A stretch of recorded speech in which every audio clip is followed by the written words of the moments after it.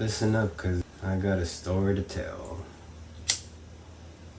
I never really thought about it this way, right after it happened or anything, or even probably even for a few years after it happened. Not really till maybe a couple years ago even, I really started thinking about this story I'm about to tell you, the way that I think about it now.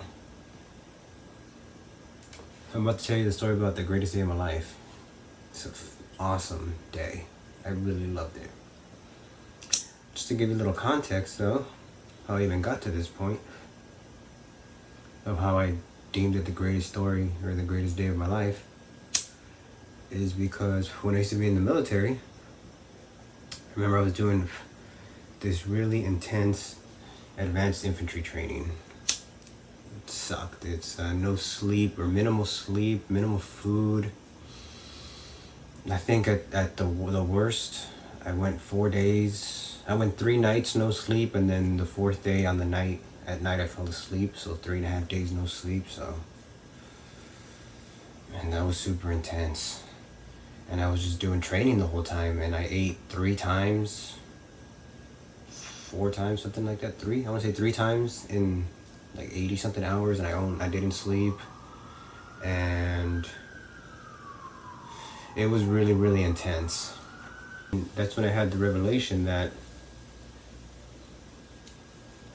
my life is really the perspective I had at that time, the training area I was in, what I was seeing, just the state of mind that I was in with not eating, not sleeping, and all that stuff. I was like, this is my reality that I've chosen. It's from the first person. It's kind of like I'm watching a movie, where I'm seeing everything that I'm seeing, and it's a movie in a way, but it's not. It's my life, and I chose to be there, and that was my movie at the time. It was very enlightening, really, to view my life like that. Anyway, so when I was thinking about that, I started remembering the story I'm about to tell you. I'm taking forever to set up, but I started remembering the story that I started to tell you, and I'm thinking about that story, because that story happened when I was 20, I want to say, 19 to 21, so when I want to say I was 19, maybe I was 20. And right now I am 38. I turned 39 this year. It's 2020, right? 2021 right now. So I turned 39 this year. So this is about 18, 20 years ago. And in the revelation I'm describing to you, I had that back in 2017, 18, so less than 5 years ago. So this is a new way I have of viewing the world and my perspective. Anyway, so I'd had that memory for a while, but so back in 2017, 2018, when I had this revelation, I started thinking about the story. I was like, wow, that was I started remembering the end of the story, which you'll hear what it is. I started remembering the end of the story, which is probably my favorite part of the whole story. And I was like, wow, I got to see that from my perspective. It looks so cool from my perspective, too. Anyway, let me tell you what the story is. So I used to be a professional wrestler, right? That's why, I made it to professional wrestling camp, so I was a backyard wrestler. I used to just wrestle with my brother in my room, and then I started wrestling on people's yards with my friends, and then I met a guy named Michael, and he had built a makeshift ring in his ranch with his dad owned a ranch, and Michael had just built a ring, a pro wrestling, like WWE, Hulk Hogan, John Cena, that kind of wrestling, performance wrestling. So he built a ring there out of mattresses and old wood, and he had a ring, really. Wasn't the best ring. You couldn't really bounce off the ropes and all that, because later in my career, when I actually went pro, I actually got to wrestle in a real ring, and I would train in a real ring with real ropes like the ones you see on TV. His ring was not like that, but it looked like one, and it was better than wrestling on people's lawns, I'll tell you that. It was, say, like 50% of what a real ring should be. Just, you couldn't really bounce off the ropes. It was really the only, and it had no spring. The ring wouldn't bounce, but I mean, you could do moves and everything just like a real ring. And anyway, I did that, and then I went to pro wrestling school for APW in Hayward, California, and I got there, and then I made it through the beginners camp, the semi-pro camp, and I made it to the pro camp. when you make it to pro camp, you start wrestling with the pros, you start training with them, they start putting you on the shows, and you're basically a pro, but they don't pay you, because instead of paying you, they just call it pro camp, and you're in pro camp for a year. You're just a pro for free for a year, and then they start paying you, and they start promoting you, and they take all your footage they filmed over here the last year, and they start trying to send you on tour. So I made it to the point where I made it to pro camp, where they were going to start putting me in the show. I'd already actually been in one show, one of the pro shows. They used me as a referee, but I was actually about to start doing actual shows before that, though. And then I ended up quitting because I got hurt and all these things that were out of my control, really. But before all that happened, when I got to the pro wrestling school, I was already good. I went through the school. It was a 2-year pipeline. I made it through the school in 8 months to pro. It should have taken me 2 years. They pushed me through in 8 months. And when I did it, they told me that nobody had graduated the school in a few years.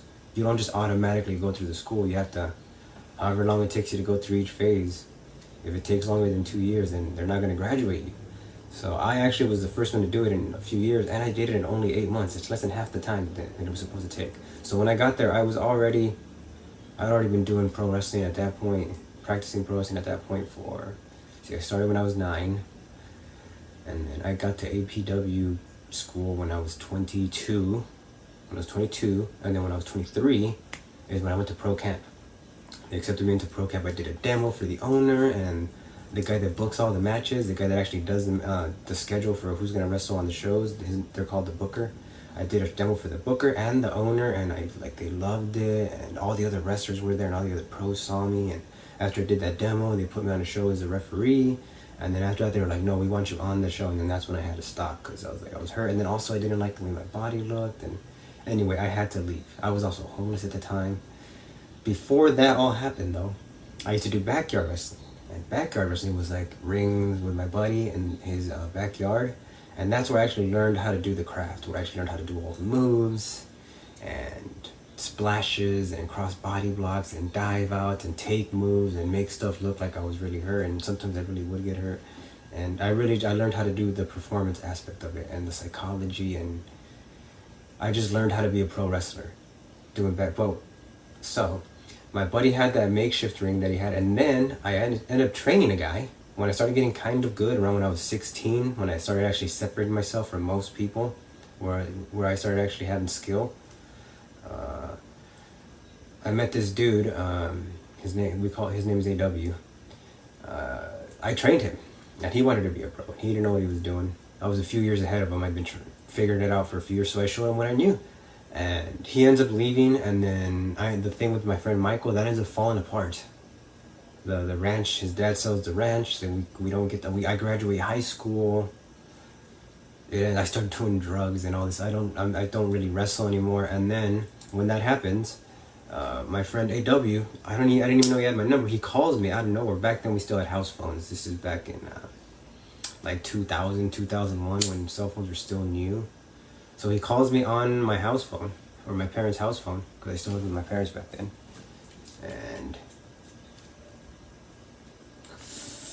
And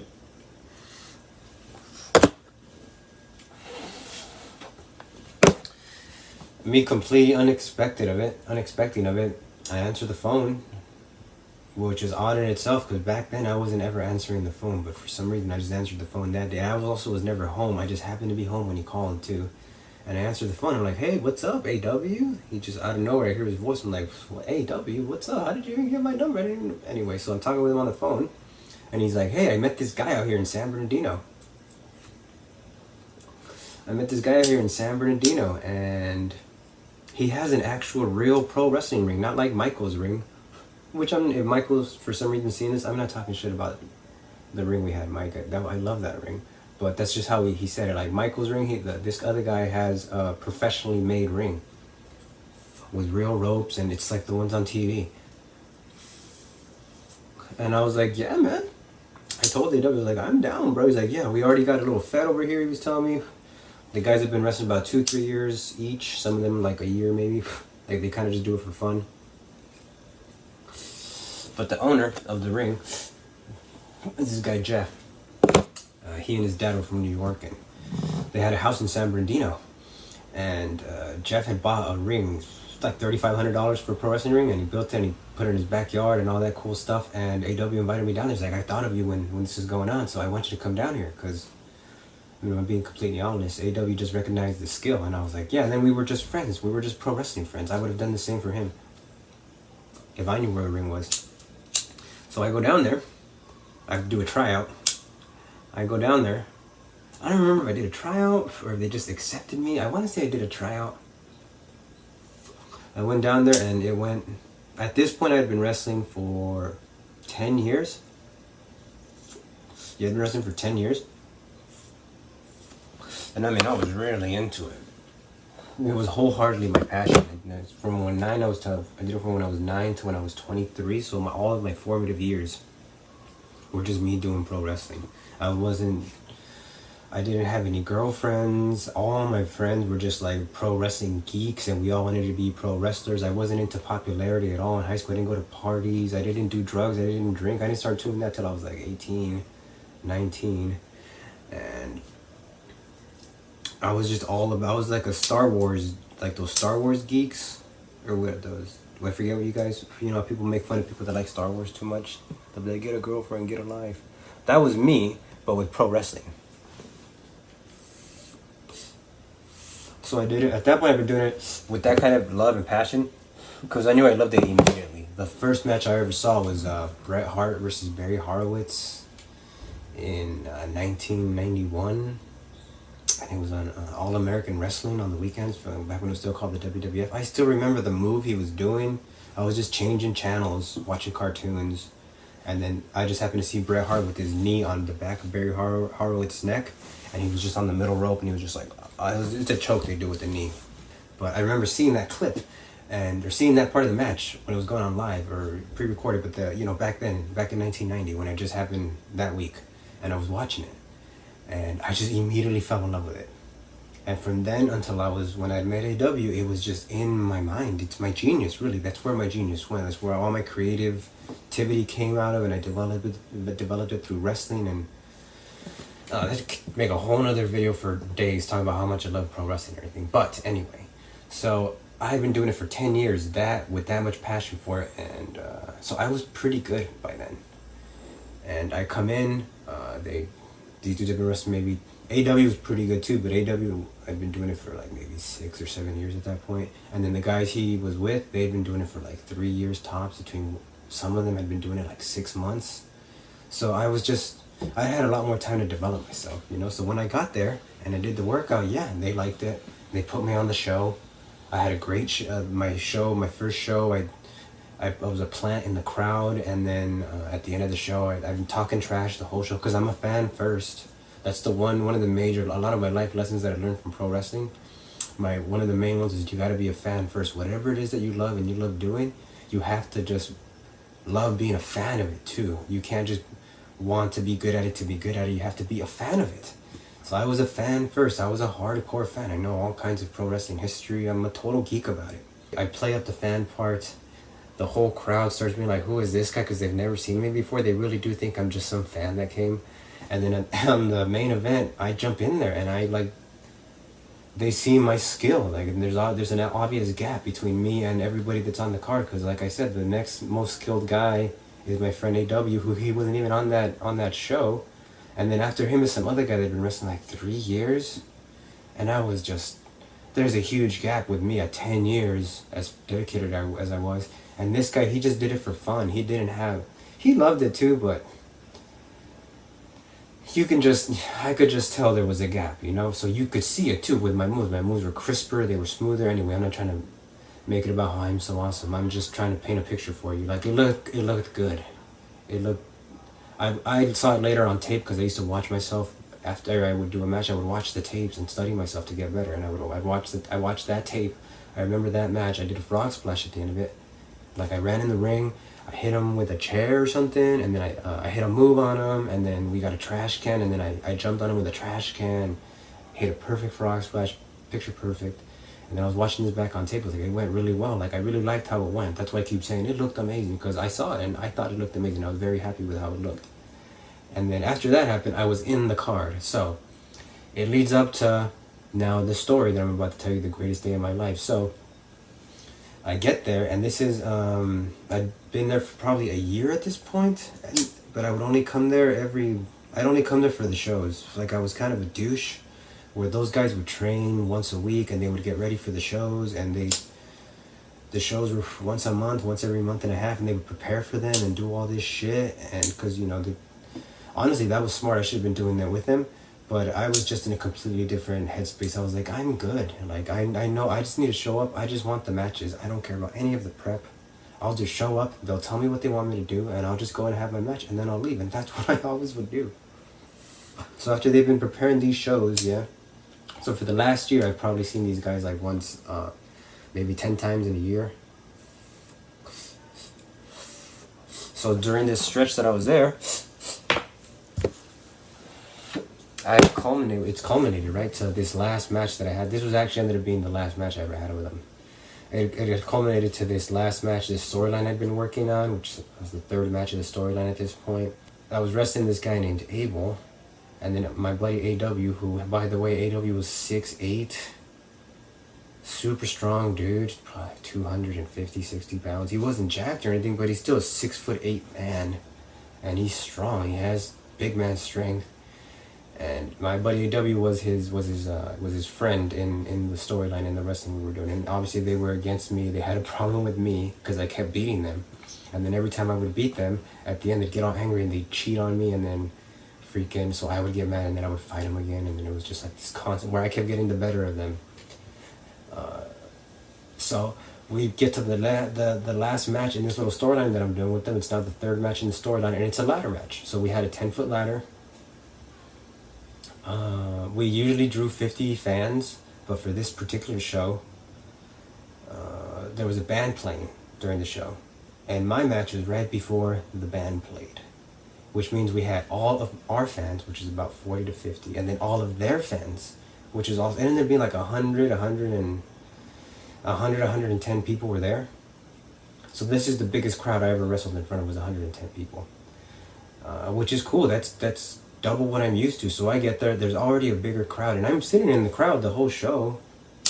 Most of the people don't know who I am, though. I mean, some of them do, but I'm not in character or anything. I mean, I sat on the part of the crowd where most of the band fans were, so I was just sitting there watching the show. And if I'm being completely honest, just speaking as a fan, not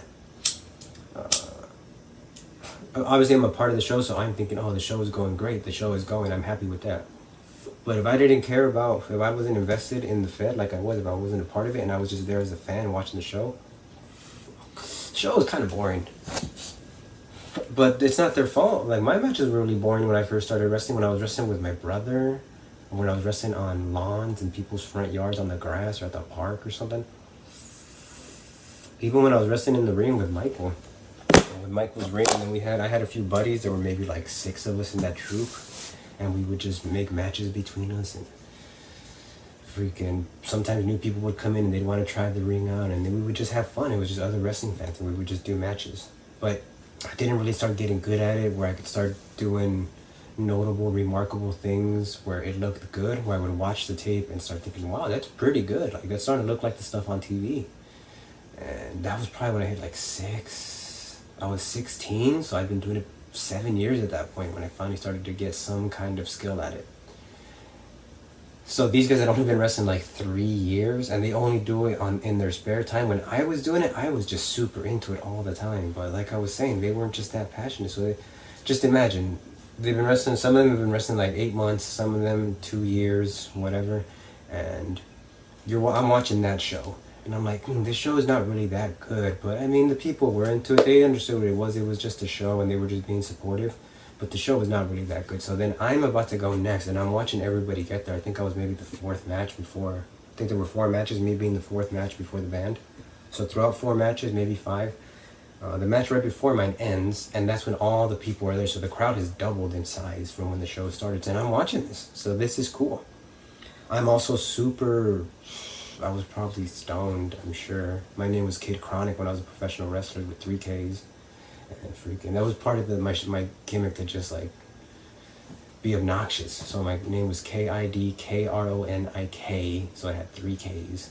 And I know that's It's supposed to incite you. That's why I picked the name like that. I'm not racist at all. Obviously, I'm a minority. I'm Mexican.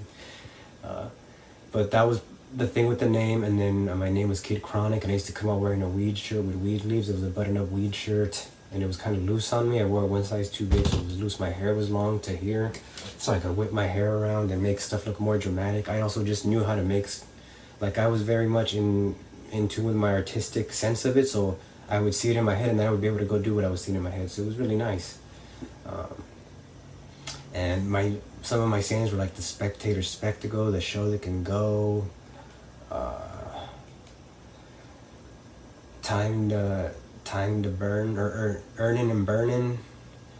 And then, you know, for instance, if I did an interview, I would say something like, so before, so I'll get to that part. But so I'm watching the crowd double in size, and the crowd is up to 110 people. Let's say 100. Let's just say 100. Let's lowball. Let's say it's at 100 people. And I'm like, all right, oh, cool. People are starting to get here. And then I go to the back.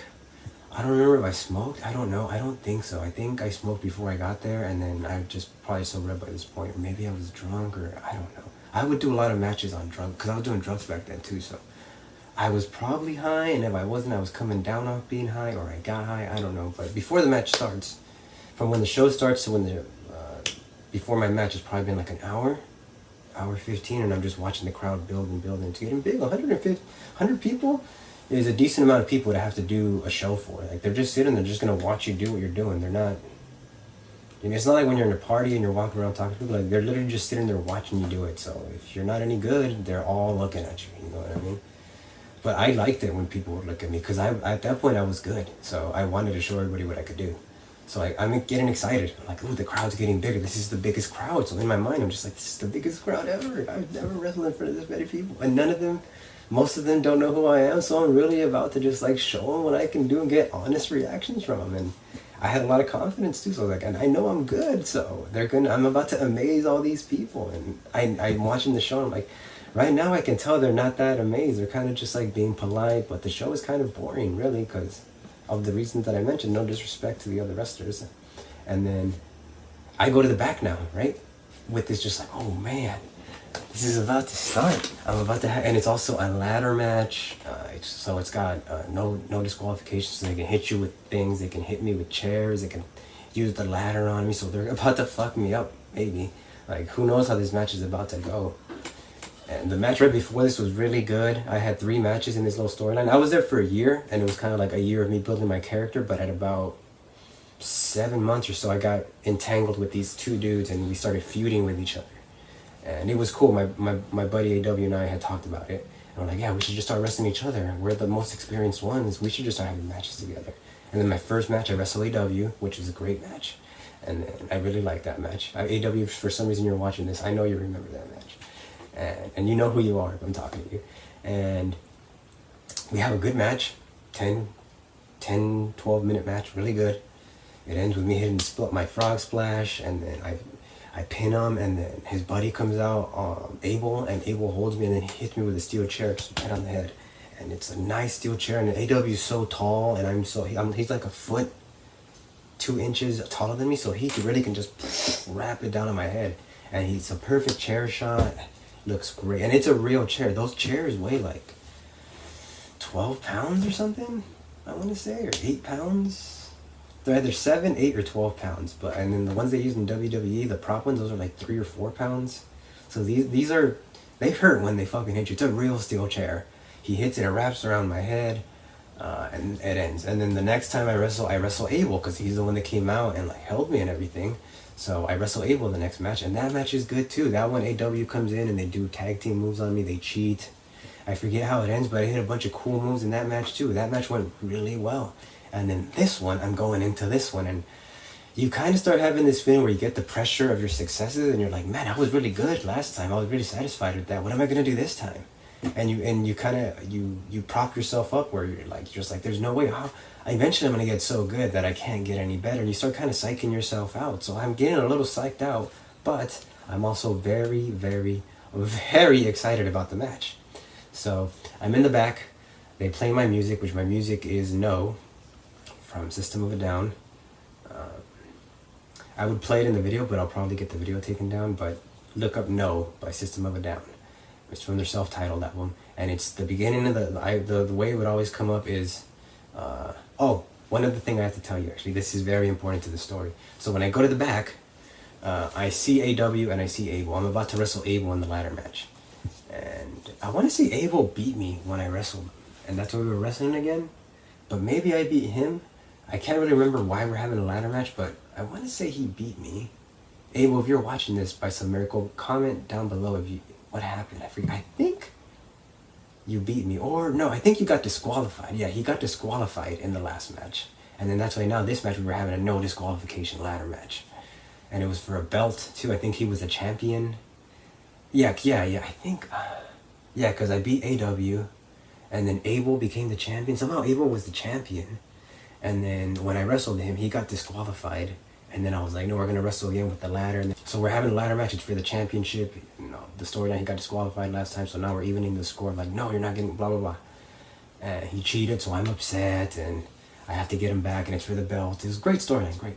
So I'm in the back talking with Abel and AW. And I'm telling AW and I'm telling Abel, I'm like, hey, I'm going to do a dive out in the middle of the match. Like, quick into the match. We'll do the beginning. I'll later, for you guys out there, if you care, I'll do a match about, a video about the pro wrestling steps to a match, like how a match works. Like I could break down a whole match if I really wanted to. Maybe I'll start making videos about that. That's why my name is Catch Canista, by the way, because a Catch Canista is what a professional wrestler is called. They practice, the style of wrestling that professional wrestling is called Texas Catches Catch Can. And there's the high spots and whatever, but that's what it's called. So somebody that does professional wrestling, because it comes from Texas Catch as Catch Can style, they're called the Catch Canista. So that's why my name is that. So I'm in the back with these guys, and I'm like, hey, if we're doing the match, I'm gonna do a dive out about 5 minutes into the match. I'll throw Abel out, AW, you'll catch him or whatever, and then I'll set up the ladder right at the edge of the ring, still on the inside of the ring. I'll climb the ladder, and then off the top of the ladder, which is a 10-foot ladder, I'll jump off the top rung, and you guys will just catch me. So on the falling, like, or diving out, like, the ring is 3 feet off the ground, like the part of the ring you slide into, where the wrestlers actually wrestle, is 3 feet high. It usually would be up to here when I would stand next to it, when I was on the outside of the ring. The ladder's in there, and then the ladder is 10 feet. So that's 13 feet, if you add 3 plus 10. So I was telling them that, right? I'm gonna do this dive. It's a 13-foot jump. I'll probably get a little bit of air, so maybe 14-foot jump. And you guys need to catch me, because we have no padding. I'm gonna fall straight to the ground. Luckily, it wasn't concrete, it was dirt. But it was, you know how dirt gets after it rains and the dirt gets all hard? It was dirt that was like that. And it was in San Bernardino and super hot. Anyway. So I'm telling them, when I do the dive out, it could go wrong. I don't think it's about to, but if something does go wrong during the match, and it's a hardcore match too, we're about to get, if any of us get hurt, we need a safe word so we know to end the match. And they're all like, yeah. And then I was like, let's use the word catch as catch can as the safe word. And that was the safe word, catch as catch can.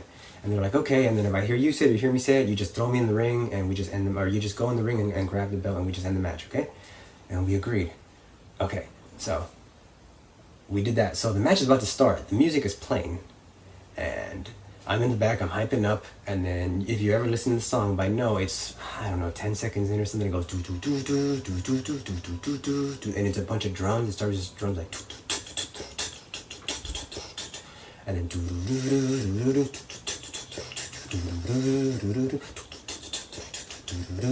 do, and then it goes dee dee dee dee dee dee dee, and then it goes silent.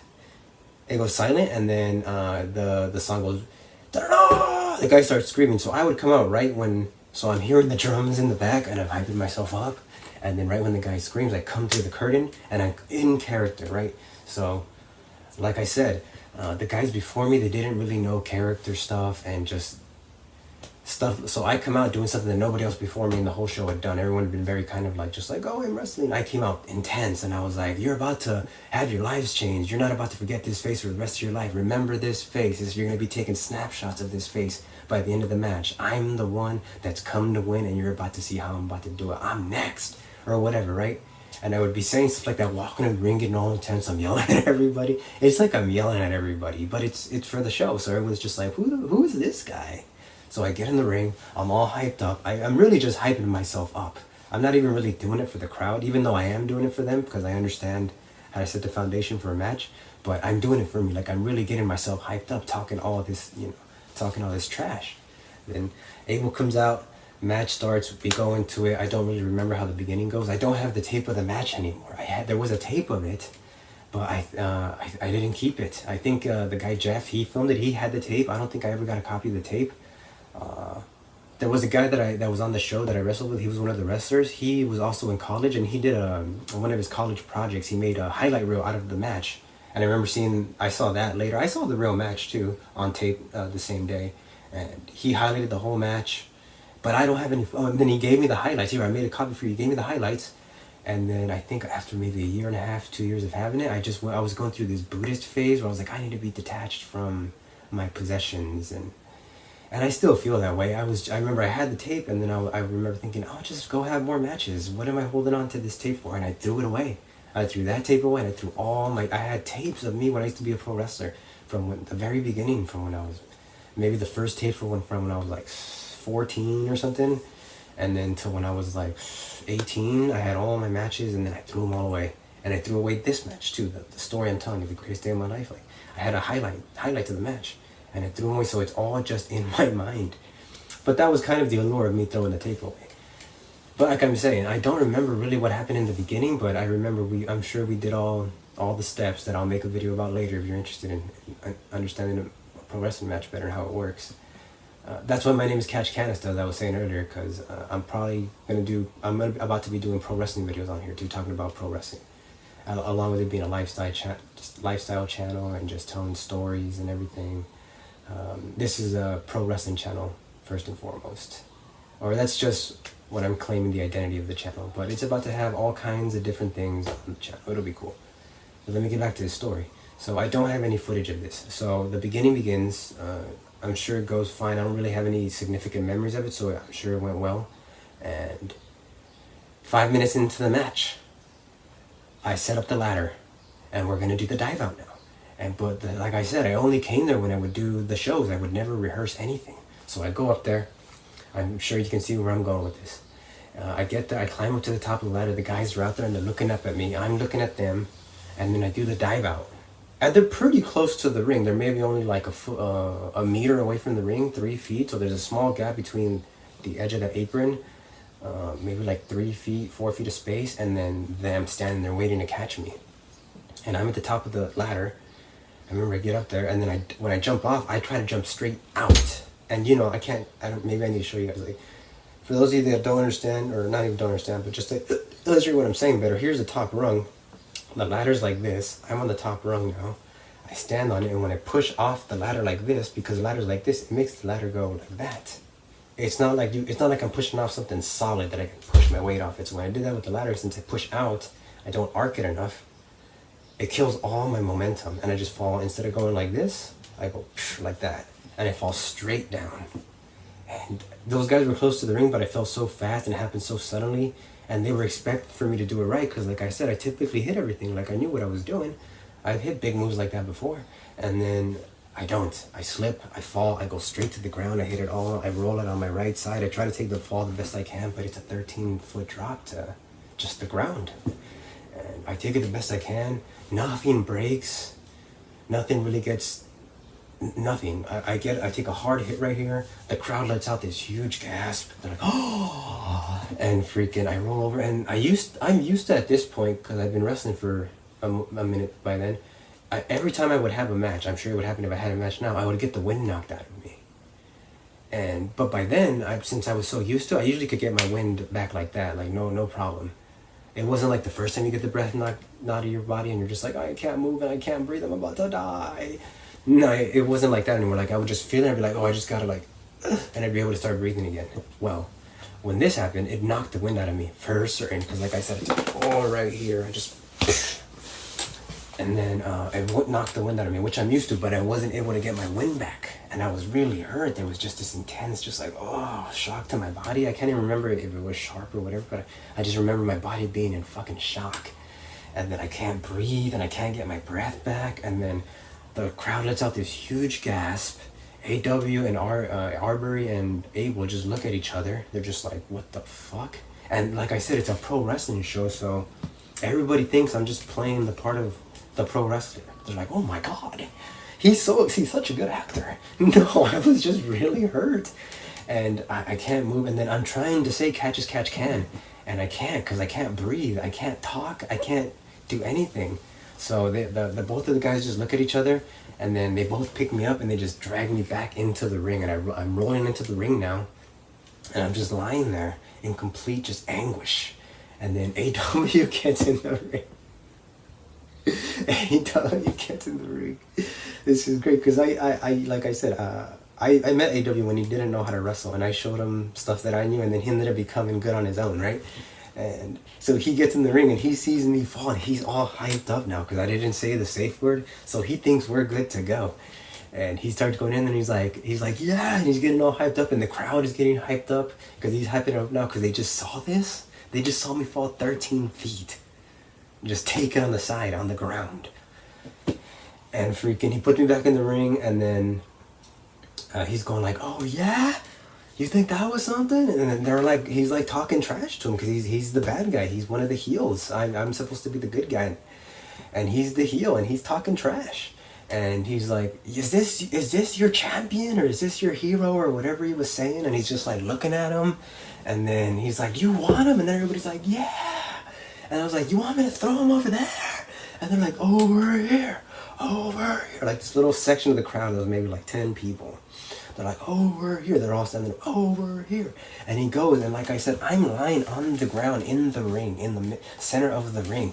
And AW turns around, and he's completely in character, and he's super intense. And he like I said, he's like 280, 6'8". I'm like 5'5". At that time, probably like 130. I'm probably still 130 now.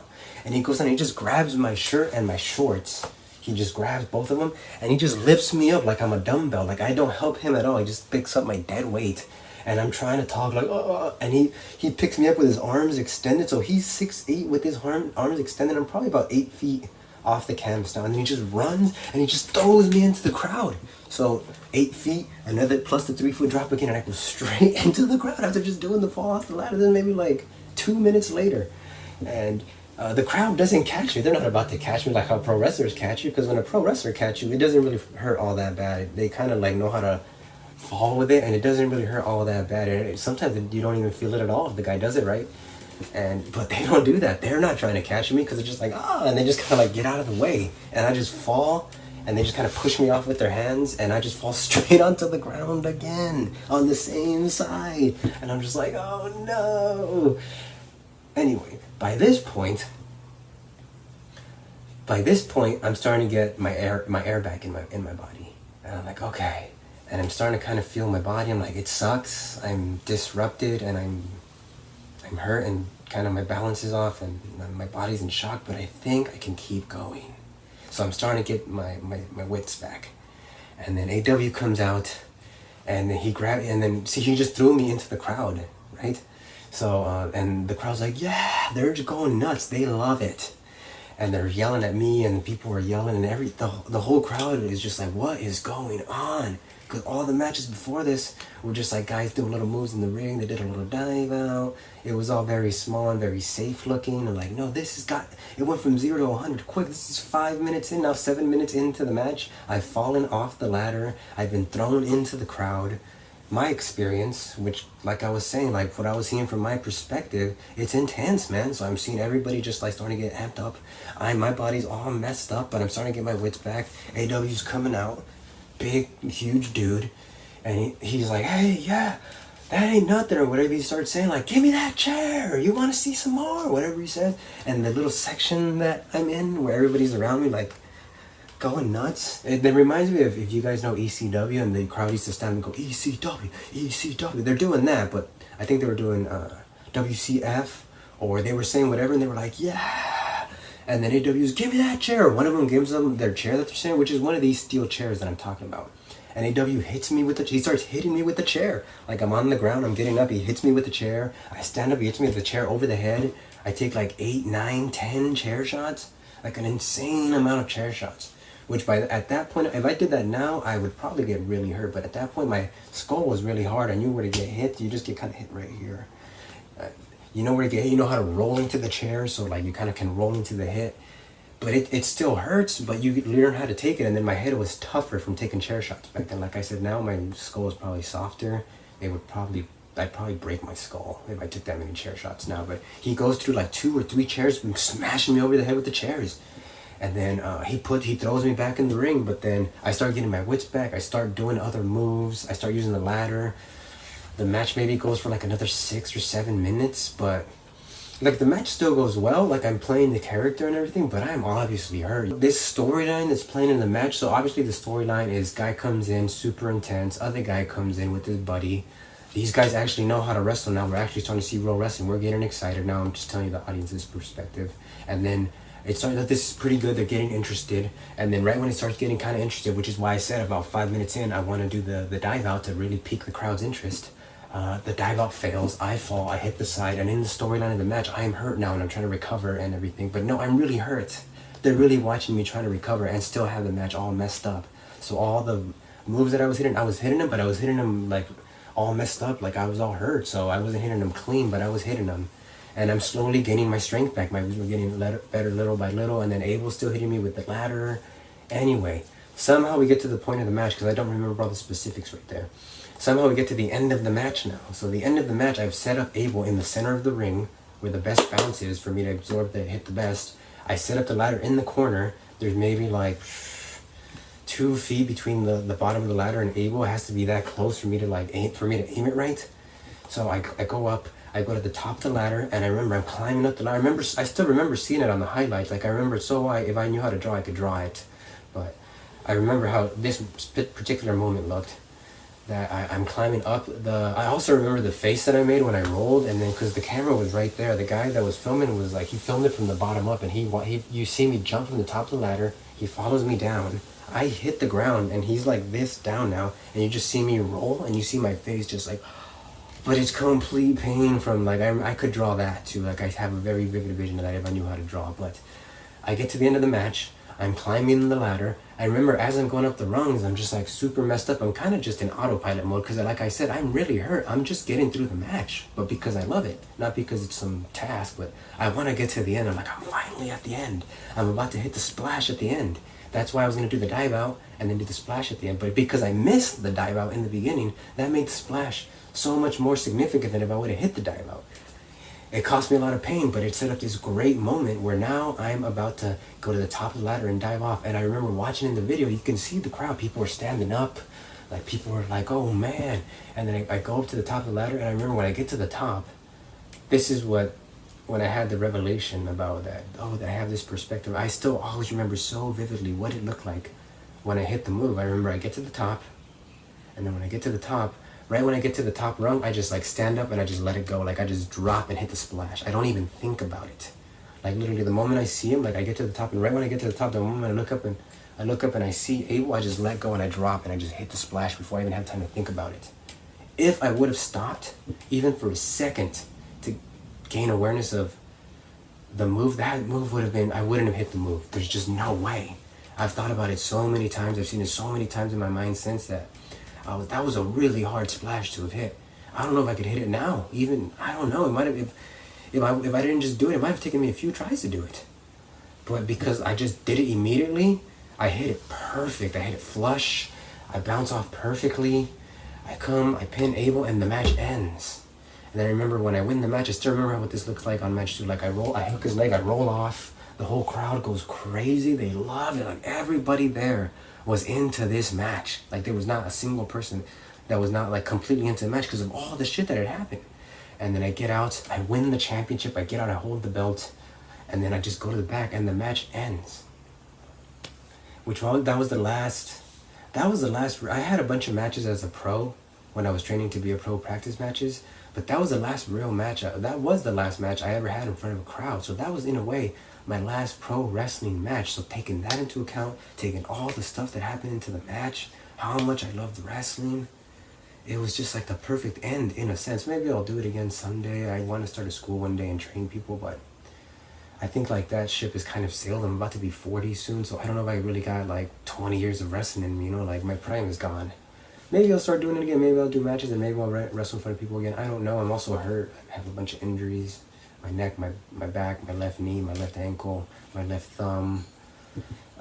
Like I have nerve damage and stuff. Like I'm really hurt. It's all on my left side for some reason. But so I don't know if I really want to get super into it again. But this is when I was at my peak, when I had my most momentum after 11 years at this point of being in love with wrestling, doing it all the time, practicing it. When I was fully just in my spirit with it. I'm not really that in with it anymore. I've separated and I've become an adult and I do all these other things.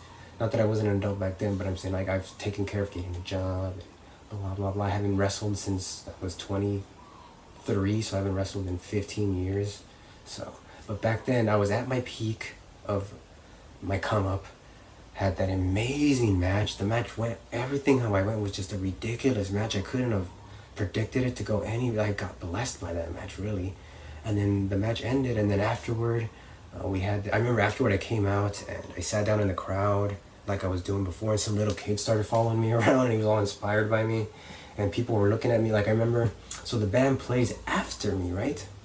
So the match ended, the crowd is just in amazement.